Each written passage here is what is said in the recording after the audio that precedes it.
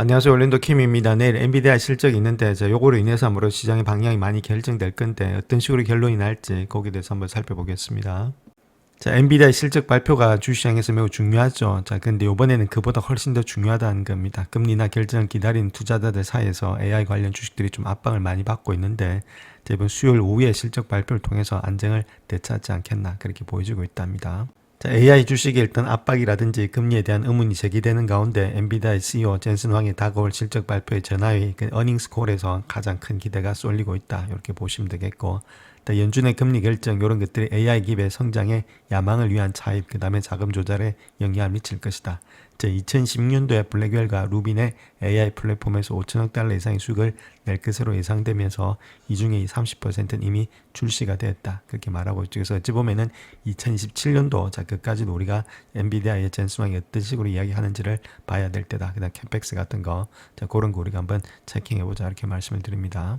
자, 현재 시점에서 금리가 상당히 중요하다 이렇게 먼저 보시면 되는데, 자, 그 이유는 금리가 계속해서 높은 수준을 유지하게 되면은 일부 대형 기업들 있죠. 하이퍼스케일러 이런 기업들의 대출을 계속해서 받기가 더 어려워진다는 겁니다. 자, 그로 인해서 요번 12월 달에 페드 이사회에서 어떤 식으로 결론이 날지, 자, 그거 한번 봐야 되겠고, 자, 지속적인 고금리로 인해서 하이퍼스케일러 기업들이 핵심 사업의 현금 흐름을 계속해서 활용해야 되는데, 아무래도 부채 조달이 항상 나쁜 것은 아니지만은 시장이 지속적인 부채 수요를 보고하고 금리 인하가 없다면은 이러한 상황은 하이퍼스케일러 클라우드 주식에 큰 부담으로 작용이 된다. 그래서 요번에 금리 인하가 다른 것 때문에 중요한 게 아니라 이렇게 하이퍼스케일러 대출을 계속해서 받고 있는데, 자, 금리가 좀 낮아지면은 아무래도 일단 대출 반대 수월하겠죠. 자, 그렇기 때문에 이런 것들도 금리에서 우리가 봐야 될 상황 중에 하나다 이렇게 말씀드립니다. 자, 그래서 알리안즈 같은 경우에는 내년 어느 시점에 한 3%의 종료 금리를 예상하고 있다. 금리가 차츰차츰 내려간다는 이야기가 되겠죠. 그 다음 황 CEO가 긍정적인 실적, 그 다음 AI 생태계, 건강한 미래를 암시하는 미래 예측 등의 아무래도 이런 것들이 자신의 수치를 통해서 AI 산업을 안정시킬 수 있을지 이런 것들을 주목하고 있다. 그래서 요거 하나 넘어가고, 자, 그 다음에 일단 지금 내년 1월에 있을 지금 관세 있죠. 대부분에서 관세 판결. 자, 그까지가 조금은 더 왔다 갔다 하는 장세가 되지 않겠나 그렇게 보여집니다.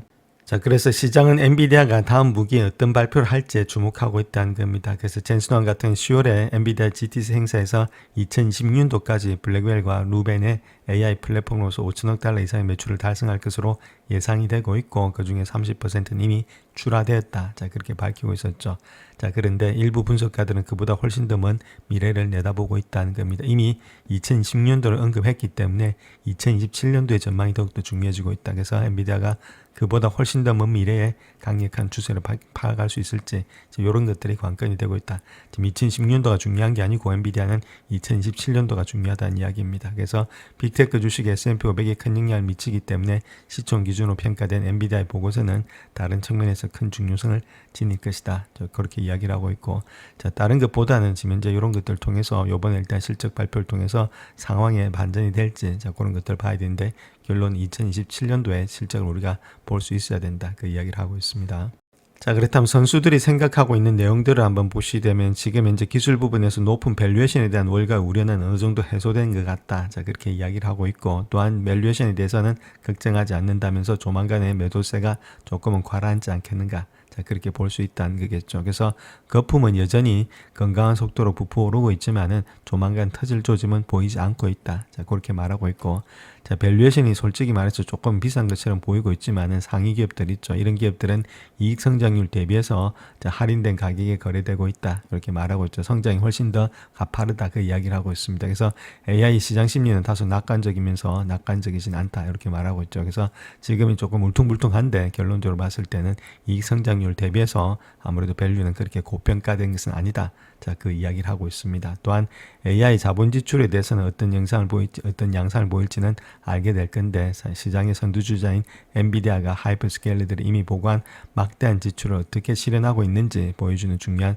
지표가 될 거다. 자, 이렇게 밝히고 있습니다. 그래서 엔비디아의 실적 보고서가 12월 10일에 FOMC에서 회의를 갖기 전까지는 아주 중요한 촉매제다 그렇게 말하고 있고, 그 후에 주수감사절 위에 12월 초까지 시장이 어떻게 움직일지에 대한 척도가 되는 것이 이번에 실적 발표다. 자, 그렇게 보고 있는데, 특별히 엔비디아 칩의 감가상각의 기간, 그 내용연수 있죠. 자, 거기에 대해서 어떤 발언을 하더라도 시장의 파급 효과에 미칠 것이다 그렇게 말하고 있고, 아무래도 여러 가지 감가상각 기간이 더 길다는 주장이 뒷받침된다면은 투자자들은 더 광범위한 하이퍼스케일에 대한 투자에 더욱더 신중해진다. 그렇게 말하고 있죠. 이번에 일단 그래서 감가상각의 기간을 어떻게 내용연수를 가져갈지 그런 것도 한번 체킹해 보자 이렇게 말씀을 드립니다. 자, 그렇다면 우리가 좀 길게 보셨을 때 AI 슈퍼 사이클이 어디쯤 와 있는지 그게 중요하겠죠. 그래서 파란 거 이제 스탁 마켓이다 이렇게 보시면 되겠고 그다음 연두색 있죠. 이건 엔비디아입니다. 그래서 지금 있는 자리가 이 정도 와 있다는 거겠죠. 지금 올라와서 약간 누르려는 그런 입장이 있다는 겁니다. 그래서 지금 초창기지 여기가 아니라는 거죠. 건물이 아니고 이제 중간에 온 것도 아니고 이제 초창기 조금 지나서 30% 정도 지나 있는 상태인데 여기서 모든 것을 다 끝냈다. 캐펙스 때문에 힘들고 자본 지출 때문에 힘들고 이제 끝내야 된다. 그렇게 보기는 힘들다는 겁니다. 시작된 것이 이제 3년 정도밖에 안 됐는데 요걸 갖다 여기서 다 끝난다. 그렇게 보기 힘들겠죠. 그래서 아직까지도 갈 길이 많이 남았다. 저렇게 말씀을 드립니다. 그래서 현재 EPS를 본다면 1.26달러, 그 다음에 일단 매출 같은 거는 4.9빌리언 정도, 그 정도 이상이 나와야만이 비트를 하면서 주가는 갈 수 있는데, 그보다 더 중요한 거는 앞으로의 지금 가이던스 있죠. 그 가이던스가 1.44달러라든지 61.17빌리언 이런 것들 이상으로 일단 비트를 해야만이 주가가 더 갈 수 있다. 이렇게 말씀을 드리겠습니다.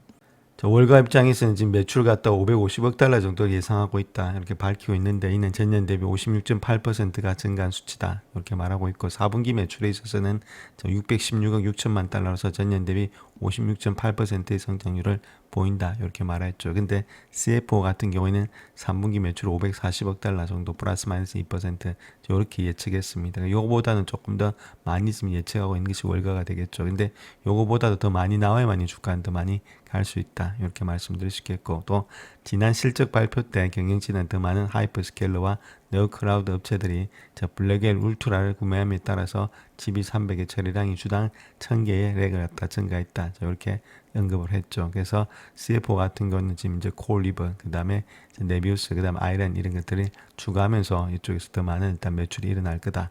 그런 식으로 이야기를 했습니다.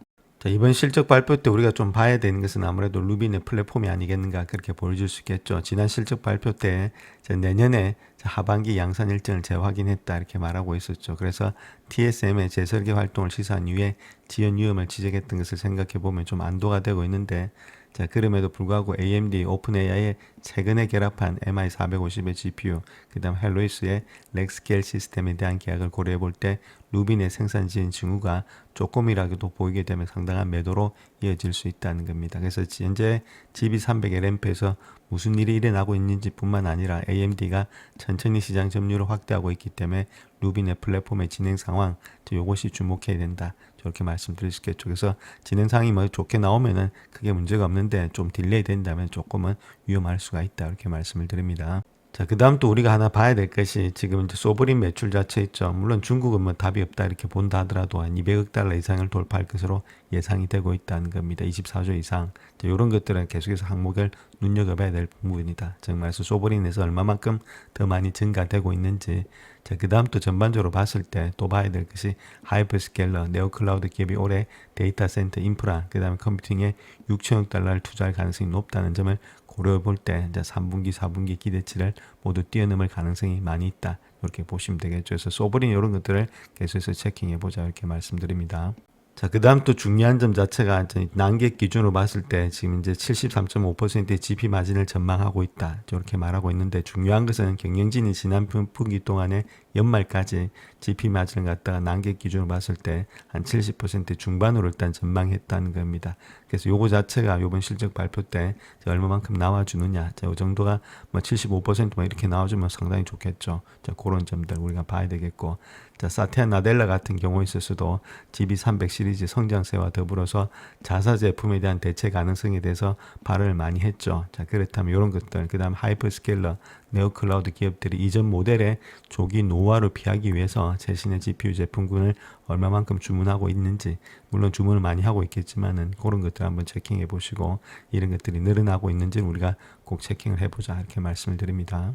그 다음 또 우리가 하나 더 체킹해 보셔야 될 것인 고마진의 GP300의 판매 수요보다는 비용에 더 우려를 하고 있다는 거죠. 그 COPO는 운영 비용 전망을 전년 대비해서 한 30% 후반으로 상향 조정했는데 기존 예상치는 30% 중반에서 상향 조정된 수치다. 조금 비용이 많이 늘어나고 있다는 거죠. 만약에 40% 초반으로서의 주가 상향 조정할 때는 좀 부정적으로 받아들일 수가 있다. 이렇게 말씀을 드릴 수 있겠고, 그래서 그럴 때는 아무래도 연간 70% 중반에 달한 매출 총이익률에 영향을 줄 수가 있다는 겁니다. 자, 그런 가운데 있기 때문에 루빈의 개발, GB300의 성장세를 고려볼 때 이런 것들 지금 비용이 어느 정도 들어가고 있는지는 우리가 체킹해 보셔야 된다. 그래서 40% 만약에 초반으로 상향 조정된다면은 상당히 부담이 많이 될 수가 있다. 이런 식으로 말씀을 드립니다. 자, 그래서 엔비디아의 GP 마진, 그로스 마진 한번 보겠습니다. 2025년도 10월 달에 들으면 아무래도 73.58% 예측이 되고 있고, 2016년도는 74.57, 그 다음에 74.73, 74.770, 그 다음 74.35 정도로서 거의 74%가 넘어가는 GP 마진이 계속해서 유지가 되고 있다. 자, 그렇다면 상당히 좋게 나오겠다. 이렇게 말씀을 드립니다. 자, 그 다음 또 엔비디아 한번 보시면은 프리캐시 프로하고 프리캐시 프로 마진 한번 보겠습니다. 요거를 봤을 때, 자, 프리캐시 프로 같은 경우에 있어서는 다른 것보다는 자본 지출이 앉은 다 떼고 남는 돈을 말하고 있죠. 자, 그게 대비해서 프리캐시 프로 마진 자체는 그런 그때에서 매출 대비해서 어느 정도 일단 퍼센티지가 되고 있냐, 그 이야기를 하고 있죠. 그래서 여기 보시게 되면 지금 이제 50.30, 27,696, 그 다음에 29,000, 그 다음에 33,000 계속해서 늘어난다는 겁니다. 돈이 이만큼 많이 늘어나고 있으니까 뭐 어디든지 투자할 수 있는 그 여력이 있다는 거겠죠. 그러니까 지금 분기 실적만 볼 뿐 아니라 계속해서 이런 것들이 늘어난다는 말은 이익과 매출이 늘어난다는 그 이야기를 하고 있고, 자, 마진도 지금 매출 대비해서 50.33%, 47, 그 다음에 51, 거의 뭐 50% 이상이 되고 있다는 겁니다. 프리캐시 프로 마진 자체가. 자, 그만큼 일단 지금 이제 돈들이 매출 대비해서 상당히 많이 남아있는 그런 상태를 말하고 있다. 튼튼하다는 거죠. 그래서 이런 걸 통해서 뭐 자전거래도 할 수 있고 여러 가지 투자가 많이 될 수 있는 것이 현재 엔비디아다. 이렇게 말씀을 드립니다.